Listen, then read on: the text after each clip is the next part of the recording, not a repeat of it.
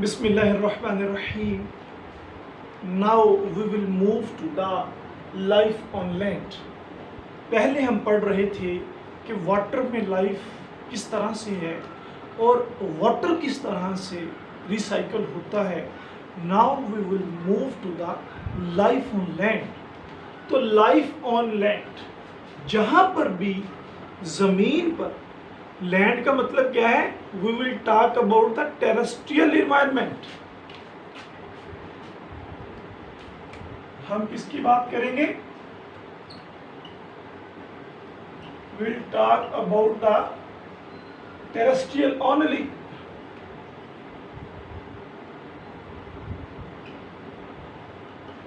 Environment, terrestrial environment की बात करेंगे, वाटर इन्वायरमेंट की बात नहीं करेंगे. तो टेरेस्ट्रियल इन्वायरमेंट की डिवीजन, टेरेस्ट्रियल इन्वायरमेंट की क्लासिफिकेशन, जहाँ जहाँ पर लाइफ मौजूद है, वो डिवीजन जो हम क्लाइमेट को लेकर या फिर वहाँ पर मौजूद प्लांट लाइफ को लेकर करते हैं, वो एक ऑर्गेनिज्म का बायोम कहलाता है. ठीक है, ऐसी डिवीजन टेरेस्ट्रियल इन्वायरमेंट में बात कर रहा हूं ना कि बायोम. बायोम क्या है? Biome basically it is the terrestrial environment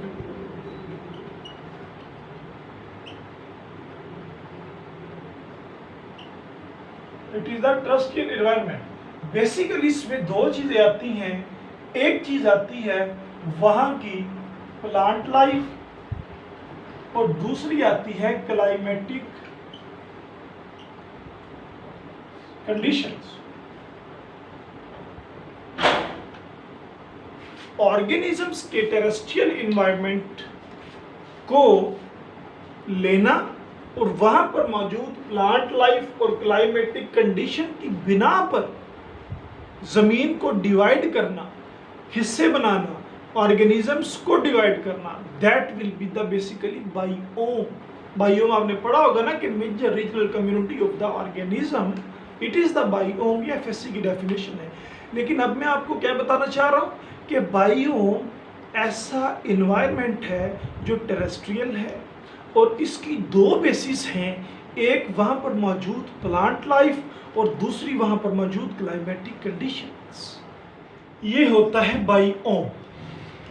तो बायोम जैसा कि मैट्रिक से बल्कि एफएससी से पढ़ते आ रहे हो कि बहुत सारे बायोम्स हैं. Like tropical rain forest is the biome, desert is the biome, tundra is the biome and so on. तो हम उनमें से एक बायोम की डिस्कशन करेंगे और हम फॉर एग्जांपल रख लेते हैं tropical rain forest. Tropical rain forest, tropical rain forest is the biome. किसी भी बायोम में उसकी 4 से 5 चीज़ें इंपॉर्टेंट होती हैं. वो 4 से 5 चीज़ें इंपॉर्टेंट क्या है? सबसे पहले तो उसकी सीनरी में वो दिखाई किस तरह से देता है, उसके शबो रोज किस तरह के हैं. For example tropical rain forest के बारे में, इसकी सीनरी के बारे में, इसकी ब्यूटीफुलनेस के बारे में कहा जाता है कि यहाँ पर सुबह के वक्त जो लाइट होती है वो ग्रीनिश लाइट होती है. क्या होती है जी? Greenish light. अब ग्रीनिश लाइट सूरज की हो सकती है? नहीं हो सकती ना. तो यहाँ पर ग्रीनिश लाइट किस वजह से है? Because it whole of the forest is covered by the canopies of the tree.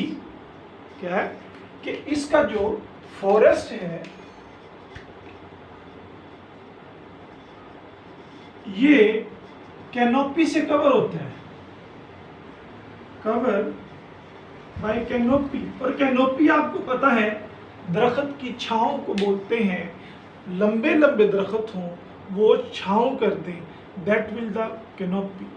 अब कैनोपी पर जब लाइट पड़ेगी सूरज की तो पत्तों का रंग सबज होता है, तो कहा जाता है कि ट्रॉपिकल रेन फॉरेस्ट का जो ज़मीन वाला हिस्सा होता है वहाँ पर ग्रीनिश लाइट होती है। It will be the amazing seen in the tropical rain forest. यहाँ पर सुबह और शाम बर्ड्स सॉन्ग सिंग करते हैं, यानी कि बर्ड्स यहाँ पर चहचहाते हैं, बर्ड्स सिंग। और इसके अलावा बहुत सारे इसके फीचर्स हैं जो हम बता नहीं सकते कि कितना हसीन मंजर होता है ट्रॉपिकल रेन फॉरेस्ट। तो जैसा कि मैंने आपको बताया कि कोई भी बायोम हो, लाइक हम इसको ले लेते हैं, इसमें 4 चीज़ें बहुत इंपॉर्टेंट है। सबसे पहले तो है जियोग्राफी। सबसे पहला फीचर क्या है? जियोग्राफी।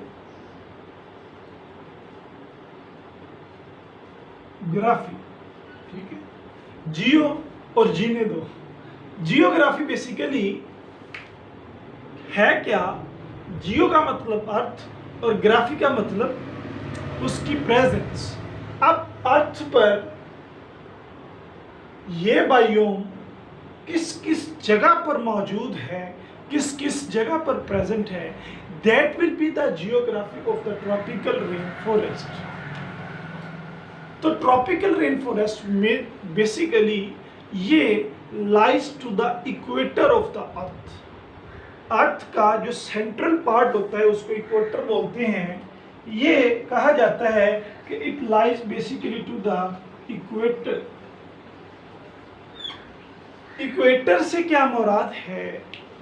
सेंट्रल पोर्शन है। और जमीन का जो सेंट्रल पोर्शन है वो कौन कौन सा हिस्सा होता है?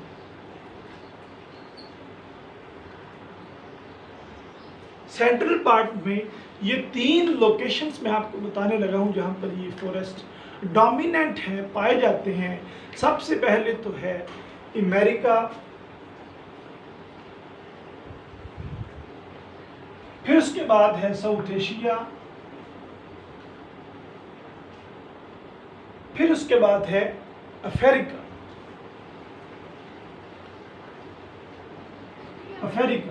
ये 3 डोमिनेंट प्लेसेस हैं जहां पर ट्रॉपिकल रेन फॉरेस्ट पाए जाते हैं।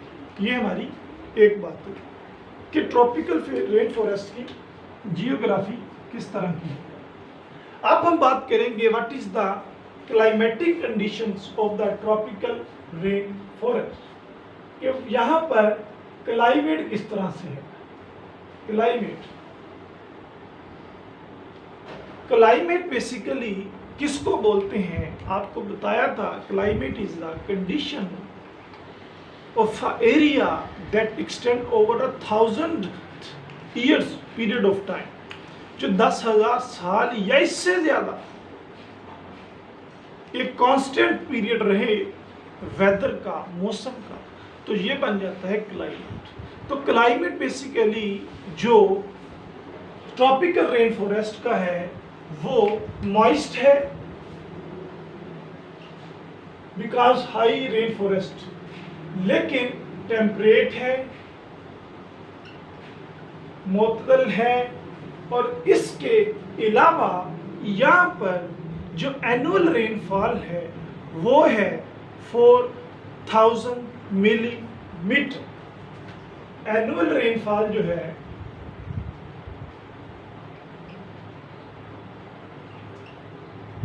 ये है 2000 to 4000 मिलीमीटर पर ईयर। एक सीजन में 2000 से 4000 मिलीमीटर, और ये बहुत ज्यादा रेन। और इसका टेम्परेचर जो है basically it lies between the 25 to 27 degree Celsius.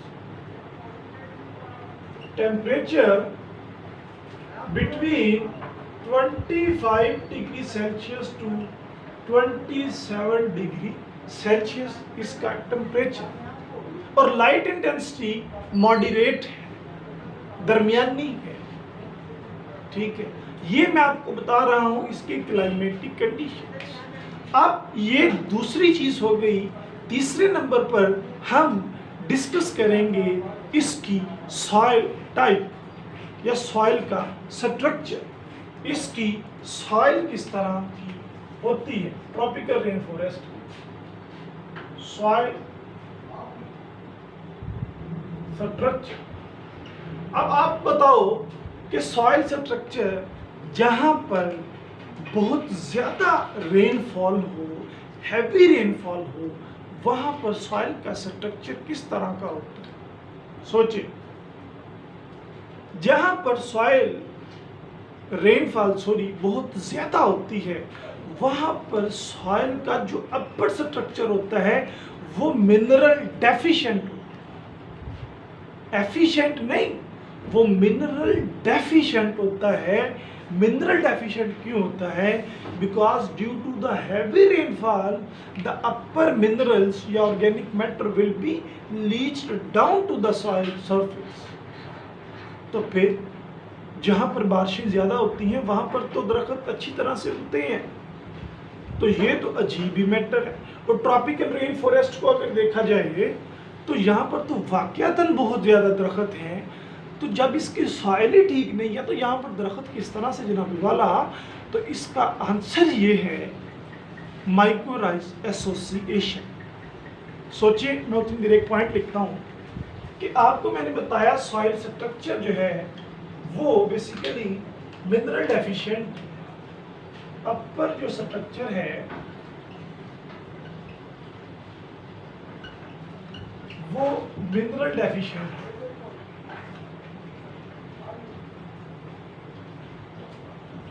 Mineral deficient. और इसके अलावा आपको एक और चीज बताई है कि यहाँ पर मोर ट्रीज भी मौजूद हैं, या फिर हम प्लांट्स भी कह सकते हैं। ये किस तरह से है, इसका जवाब मैंने ही आपको दिया है। मैंने ही आपको कहा है कि यहाँ पर मौजूद होता है माइकोराइज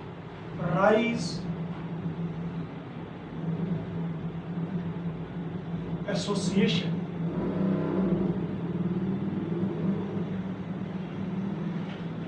माइकोराइज एसोसिएशन, ये माइकोराइज एसोसिएशन बेसिकली होता है the root of the vascular plants with the fungi. क्या है? Roots of vascular plants plus fungi. Fungi vascular plants की रूट के साथ मिलकर नीचे वाली सॉइल जहां पर मिनरल्स चले गए हैं वहां से मिनरल्स लेके फंजाई क्या करती है? इन प्लांट्स को देती है। यही वजह है कि ट्रॉपिकल रेन फॉरेस्ट में हैवी रेन के साथ साथ वहां पर ट्रॉपिकल फॉरेस्ट भी पाए जाते हैं। इतने दरख्त पाए जाते हैं कि हम इसको फॉरेस्ट कहते हैं। फॉरेस्ट, ठीक है। फॉरेस्ट किसको बोलते हैं? ऐसा हिस्सा जहाँ पर a lot of vegetation, a lot of trees, a lot of plants मौजूद हो। तो ये है इसका सॉइल स्ट्रक्चर। तो लास्ट वाली जो बात है वो है बायोलॉजी। यहाँ पर बायोलॉजी किस तरह की पाई जाती है? बायोलॉजी का मतलब क्या होगा कि यहाँ पर मौजूद प्लांट लाइफ और एनिमल लाइफ वो किस तरह के मौजूद हैं। प्लांट और एनिमल्स। प्लांट्स की अगर बात की जाए तो यहाँ पर एक बहुत इंपॉर्टेंट प्लांट है, उसका नाम है कोका बीर। कोका बीर, ठीक है। उसके बाद फ्लावरिंग प्लांट्स भी मौजूद हैं। फिर उसके बाद और बहुत सारे प्लांट्स जो ट्रॉपिकल रेन फॉरेस्ट में मौजूद, अ लॉट ऑफ वैरायटी, हम गिन नहीं सकते उनकी वैरायटीज को। तो जो एनिमल्स मौजूद हैं वो animals basically rich in mammals भी, बर्ड्स भी, रेप्टाइल्स भी, एम्फीबियंस भी। अब मैं इनको नहीं लिख सकता सबको। यहाँ पर पैरट्स बहुत ज्यादा होते हैं, फ्रॉग्स मौजूद हैं, और यहाँ पर तकरीबन 10 मिलियन स्पीशीज हैं इंसेक्ट्स की जो अभी तक साइंटिस्ट ने डिस्कवर नहीं की, अभी तक साइंटिस्ट ने डिस्कवर नहीं की। वो 10 मिलियन स्पीशीज से भी ज्यादा इंसेक्ट की मौजूद है, ठीक है। और ह्यूमन इन्फ्लुएंस क्या है, आप बताओ कि ह्यूमन इन्फ्लुएंस क्या हो सकता है। ह्यूमन ने कोई ना कोई बेहतरी लगाई होगी, या फिर हमेशा की तरह ह्यूमन ने इस प्लेस का भी बेड़ा गर्क कर दिया है। तो ह्यूमन इन्फ्लुएंस आपको पता है कि ऑलवेज बी अ हार्मर, ठीक है। हर वक्त ही ह्यूमन नुकसान पहुंचाता है वाइल्ड लाइफ को। तो जैसा कि पिछले सालों में ट्रॉपिकल रेन फॉरेस्ट को भी बहुत ज़्यादा लॉस ऑफ बायोडाइवर्सिटी हुई है, वो लॉस ऑफ बायोडाइवर्सिटी किस वजह से हुई है, due to lack of habitat.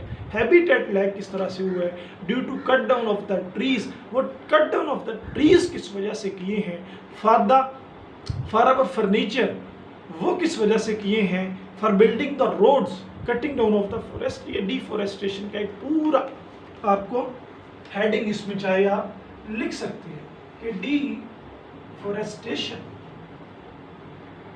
ठीक है, फॉर वुड या फिर for road buildings, road buildings. तो ये मेरा आपको पढ़ाने का मकसद था कि अगर पेपर में कोई भी एक बायोम अगर वो देता है, दे देता है, कभी टंड्रा बायोम, कभी ट्रॉपिकल रेन फॉरेस्ट, कभी डेजर्ट एंड कभी कोई और, तो ये जो बायोम आपको आएगा, सबसे पहले आपने डेफिनेशन लिख देनी है कि biome basically it is the major regional community of organisms with respect to the plant life and the climatic conditions. और ये उसके बाद आपने उसकी सीनरी लिखकर ये 5 पॉइंट डिस्कस करने हैं। उसकी जियोग्राफी क्या है, वो किस जगह पर मौजूद है, उसका क्लाइमेट किस तरह का है, उसकी सॉइल टाइप किस तरह की है, उसकी बायोलॉजी और उस पर ह्यूमन का इन्फ्लुएंस कितना है। तो आज तक के लिए अल्लाह हाफिज़, अस्सलाम वालेकुम।